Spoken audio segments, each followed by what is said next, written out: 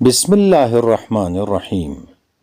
جامع مسجد خدیجۃ الکبریٰ ترلائی اسلام آباد میں پیش آنے والے دہشت گردی کے اندوناک واقعے کے خلاف پاکستان کے دیگر شہروں کی طرح گلگت بلتستان میں بھی سوگ کی فضا قائم رہی۔ اس واقعے کے خلاف انجمن تاجران بلتستان اور مجلس وحدت المسلمین بلتستان کی جانب سے پرامن شٹر ڈاؤن ہڑتال کی کال دی گئی، جس پر پورے بلتستان میں تمام چھوٹی بڑی مارکیٹیں اور دکانیں مکمل طور پر بند رہیں، جبکہ خطے میں 3 روزہ سوگ کا اعلان بھی کیا گیا۔ انجمن امامیہ بلتستان کی کال پر 7 فروری بروز ہفتہ بعد از نماز ظہرین جامع مسجد اسکردو سے یادگار چوک تک ایک پرامن احتجاجی جلوس کا انعقاد کیا گیا، جس میں بلتستان بھر اور اسکردو شہر سے ہزاروں افراد نے شرکت کی۔ مظاہرین نے دہشت گردی کے واقعے کی شدید الفاظ میں مذمت کرتے ہوئے شہداء کے لواحقین سے بھرپور یکجہتی اور تعزیت کا اظہار کیا۔ احتجاجی جلوس کی قیادت انجمن امامیہ بلتستان کے صدر آغا سید باقر الحسینی نے کی۔ جلوس جب یادگار چوک پہنچا تو ایک بڑے احتجاجی جلسے کی صورت اختیار کر گیا۔ جلسے کے آغاز میں برادر عاقب کی جانب سے پیش کیے گئے دلسوز سلام نے فضا کو سوگوار بنا دیا۔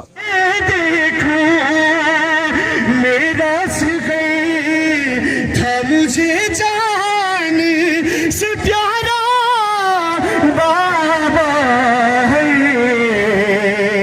جب مجھے آپ کے قاتل نے میرا بابا۔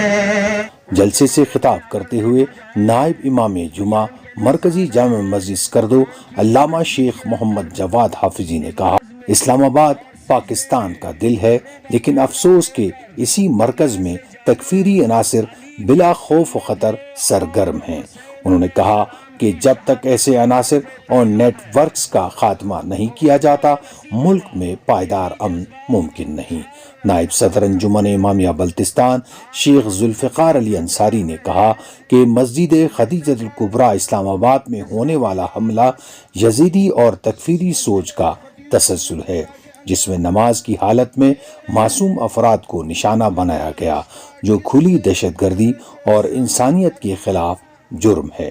جلسے سے خطاب کرتے ہوئے انجمن امامیہ بلتستان کے صدر آغا سید باقر الحسینی نے کہا کہ 1980 کے بعد سے پاکستان میں دہشت گردی کے واقعات کا ایک طویل سلسلہ جاری ہے، جس میں بالخصوص شیعان حیدر کرار کو منظم انداز میں نشانہ بنایا گیا۔ انہوں نے کہا کہ حکومت دہشت گردی کے خاتمے میں سنجیدہ اقدامات کرنے میں ناکام نظر آتی ہے۔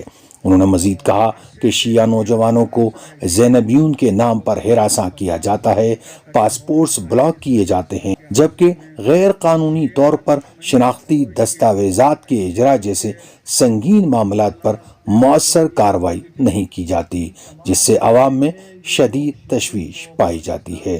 جلسے کے اختتام پر متعدد قراردادیں متفقہ طور پر منظور کی گئیں، جن میں مطالبہ کیا گیا کہ ملک بھر میں بالخصوص مساجد اور امام بارگاہوں کے لیے فوری طور پر فل پروف سیکورٹی انتظامات یقینی بنائے جائیں، تکفیری اور فرقہ وارانہ نفرت پر مبنی مواد اور تقاریر کے خلاف بلا امتیاز کارروائی کی جائے اور ایسے عناصر کے خلاف فیصلہ کن اقدامات کیے جائیں۔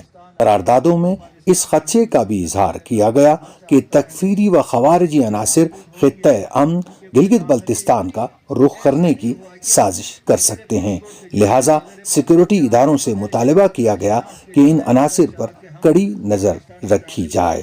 اس کے ساتھ ساتھ زخمیوں کے علاج معالجے میں کسی بھی قسم کی کوتاہی نہ برتنے، شہداء اور زخمیوں کے لواحقین کے لیے فوری مالی پیکج کے اعلان کا مطالبہ بھی کیا گیا۔